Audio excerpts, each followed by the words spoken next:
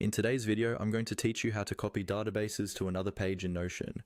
We'll walk through a simple, reliable way to move a database from one place to another inside your workspace without breaking any of its structure.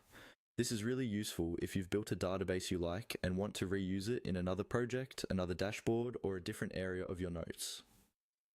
First, go to the page that contains the database you want to copy. Look for the database's name at the top left of the database block. Right beside that name, you'll see a small icon with 3 horizontal dots. This is the options menu for that specific database view. Hover over the area if you don't see it right away, then click those 3 dots.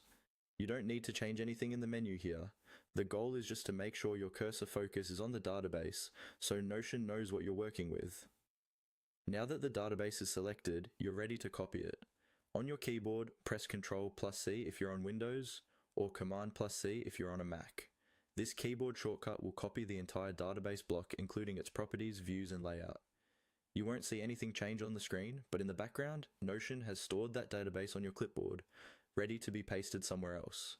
Next, open the page where you want to place this copied database. You can do this from the sidebar, from a link, or from search, whichever is easiest.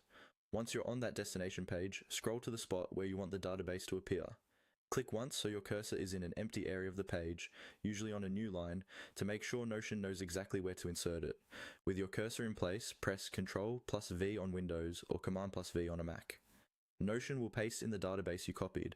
After a moment, you should see a full copy of the database, with the same columns, filters, and views as the original.